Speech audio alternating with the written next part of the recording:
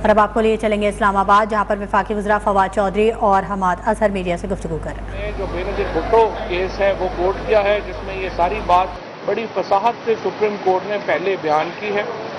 جہاں تک اس بات کا تعلق ہے کہ یہ جو ہمارے لوگ جو کہ گئے ہیں ادھر، جن کی ویڈیوز آئی ہیں، وہ ووٹ استعمال کر سکیں گے یا نہیں کر سکیں گے، اس کے اوپر اتفاق رائے ہے کہ یہ فیصلہ اسپیکر کا ہوگا۔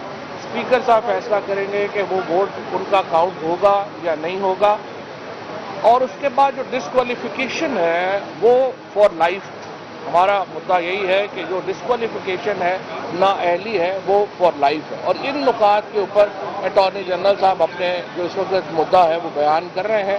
وقت اس میں لگے گا، لیکن یہ کیس پاکستان کی جو سیاست ہے اس کے مستقبل کی بنیاد، اگر آپ پاکستان کے اندر ہارس ٹریڈنگ روک، اگر سینٹ کے الیکشن میں جب سپریم کورٹ نے فیصلہ دیا تھا اور کہا تھا کہ جو وہاں پہ آپ نے دیکھا کہ جو ویڈیوز ہوئیں جس کے ذریعے یوسف رضا گیلانی صاحب کے لیے ووٹ خریدے جا رہے تھے، وہ ویڈیوز الیکشن کمیشن کو پیش کی گئیں، اس پہ کوئی کارروائی نہیں ہوئی۔ اگر اس وقت کارروائی ہوتی تو آج یہ لوگ بیچنے خریدنے کا دھندا بند ہو جاتا، لیکن الیکشن کمیشن کی جو اپنے فرائض سے انہوں نے انجام دہی نہیں کی، اس کی وجہ سے آج دوبارہ ہارس ٹریڈنگ کا ہمیں سامنا ہے۔ اس فیصلے میں سپریم کورٹ نے یہ بات لکھی تھی، الیکشن کمیشن کو یہ کہا تھا کہ آپ ٹریسبلٹی بنائیں ووٹوں کی، یعنی اگر سینٹ کے الیکشن میں کوئی بندہ ووٹ دیتا ہے جو سیکرٹ ہے اور اس پہ الزام لگتا ہے کہ اس نے ووٹ بیچا ہے، تو پھر آپ ووٹ ٹریس کر سکیں۔ الیکشن کمیشن نے سپریم کورٹ کے احکامات کے اوپر عمل نہیں کیا، جس کی وجہ سے آج ہمیں اس بحران کا سامنا ہے کہ اب بھی جو ممبران ہیں ان کو بیچا جا رہا ہے، خریدا جا رہا ہے، ان کی منڈی لگی ہوئی ہے، ایک اسٹاک ایکسچینج کھلی ہوئی ہے، اور اس کو روکنے کے لیے سپریم کورٹ کا یہ جو کیس ہے یہ ایک بہت ہی بنیادی اہمیت کا کیس ہے، اور میں یہ سمجھتا ہوں کہ پاکستان میں ایک نئی سیاست کی بنیاد سپریم کورٹ کا یہ فیصلہ رکھنے جا رہا ہے۔ اگر ڈسکوالیفیکیشن جو ہے وہ تا حیات ہو گئی، اور اس کے بعد جو ووٹ ہے اس پہ تو اسپیکر صاحب جو فیصلہ کریں گے اس کے بعد دیکھیں گے، لیکن اگر یہ نااہلی تا حیات ہوگی تو یہ بہت بڑا اقدام ہوگا سپریم کورٹ کا۔ سیدھی بات ہے، دیکھیے میں الیکشن لڑ کے آیا ہوں پی ٹی آئی کے ٹکٹ کے اوپر، عمران خان کے نام کے اوپر۔ اگر مجھے اختلاف ہے پارٹی سے، میں استعفیٰ دوں گا، میں دوبارہ اپنے الیکٹریٹ کے پاس جاؤں گا، دوبارہ اپنے لوگوں کے پاس جاؤں گا کہ میرا یہ مدعا ہے، میری پارٹی اور میرا لیڈر میرے سے اتفاق نہیں کر رہا، میرے خیال میں وہ غلط کر رہے ہیں، آپ مجھے یہ فیصلہ دے دیں۔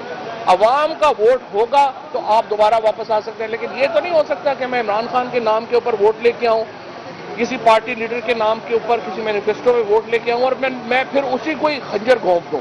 تو مجھے امید یہی ہے کہ یہ فیصلہ ایک کلیدی فیصلہ ہوگا ہمارے مستقبل کے لیے۔ اچھا فواد صاحب، میں صرف یہ کہنا چاہوں گا کہ جس طرح فواد چودھری صاحب نے کہا کہ کچھ لوگ ایسے ہیں اس ملک میں اپوزیشن میں کہ جو یہ جانتے ہیں کہ 2018 میں ووٹ عمران خان کو پڑے، لیکن عمران خان کو پڑے ووٹ کو خرید کر اب وہ اپنی حکومت بنانا چاہتے ہیں۔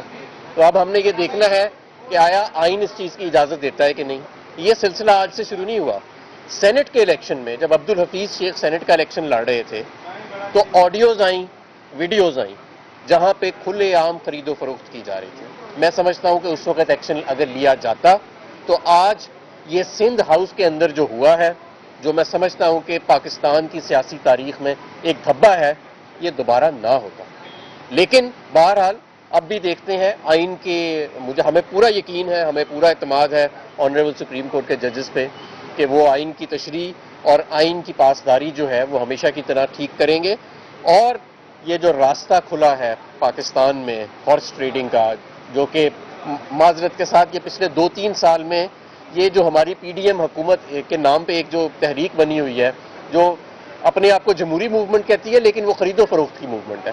اور جس طرح بالکل ٹھیک کہا فواد چودھری صاحب نے کہ اگر میں ایک رکن ہوں قومی اسمبلی کا تو میرا ووٹ جو مجھے ڈلا ہے وہ صرف میری ذات کو نہیں ڈلا، وہ جس انتخابی نشان سے میں لڑا ہوں، جس سیاسی جماعت سے میں لڑا ہوں، وہ اس کی امانت ہے۔ اب میں اسی امانت میں جا کے خیانت کر دوں اور اپنے ہی پارٹی لیڈر کے خلاف ووٹ دے دوں تو یہ تو ایک عجیب سی بات ہوئے گی۔ ہاں، اس کا صحیح طریقہ تو یہ ہوئے گا کہ وہ شخص، وہ رکن اپنی سیٹ سے استعفیٰ دے، واپس اپنے ووٹروں کے پاس جائے ایک نئے ایجنڈے کے ساتھ اور پھر واپس ہاؤس میں آئے اور اگر ووٹ دینا چاہتا ہے خلاف تو دے دے. سوال یہ ہے کہ آپ نے اپنے اتحادیوں کے حوالے سے بتایا نہیں کہ اتحادی آپ کے ساتھ ہے کہ نہیں. دیکھیے اتحادی ظاہر ہے ان کا جو PMLQ ہے وہ اس وقت کیبنٹ کا حصہ ہے, 2 منسٹریز ان کے پاس ہیں. MQM جو ہے وہ حکومت کا حصہ ہے, 2 وزارتیں ان کے پاس ہیں.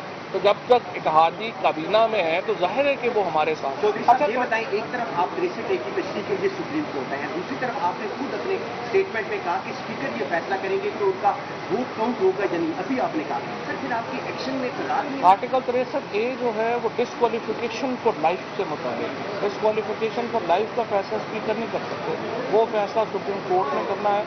5 رکنی بینچ جو سپریم کورٹ کا اس سے پہلے یہ فیصلہ دے چکا ہے کہ اگر ڈسکوالیفیکیشن کی مدت آئین میں درج نہیں ہے تو وہ فار لائف ہے.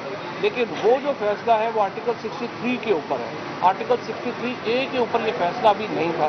تو ہم تشریح کے لیے آئے ہیں کہ جو 5 ممبر بینچ کا جو فیصلہ جو آرٹیکل 63 کے اوپر ہے, کیا وہی 63A کے اوپر بھی لاگو ہوگا یا نہیں ہوگا, اور ہم سمجھتے ہیں وہی فیصلہ لاگو ہوگا. اچھا سر, پروسیڈنگ کے دوران PTI کی ڈنڈا بردار فورس کے حوالے سے کچھ بات ہوئی, وہ PTI ایک مڈل کلاس کی پارٹی, ہم کسی طور کے اوپر بھی ہماری کوئی فورسز نہیں ہے, نہ ہی ہم کوئی JUI جیسی مذہبی شدت پسند جماعت تو نہیں ہے, یا سپریم کورٹ پر حملہ کرنے والی جماعت. سپریم کورٹ کے اوپر حملے کرنے والی پارٹیاں تو ہم نہیں ہیں. ہم تو مڈل کلاس کی پارٹی ہیں. ہمارے جو سارے پڑھا لکھا نوجوان ہیں وہ ہمارا کور کانسٹیٹیوٹ کرتا ہے PTI کا, اور انشاءاللہ تعالی ہم اپنے جو مورلز ہیں, اپنے جو اخلاقیات ہیں, ہم اس سے جڑے رہیں گے. شکریہ.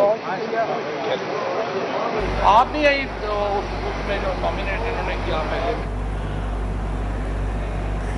اسلام آباد میں وفاقی وزراء فواد چودھری اور حماد اظہر میڈیا سے گفتگو کر رہے تھے, اور ان کا یہ کہنا تھا کہ پاکستان میں کرپشن سے پاک سیاست کی بنیاد رکھی جا رہی ہے, ہارس ٹریڈنگ کا خاتمہ ہوگا.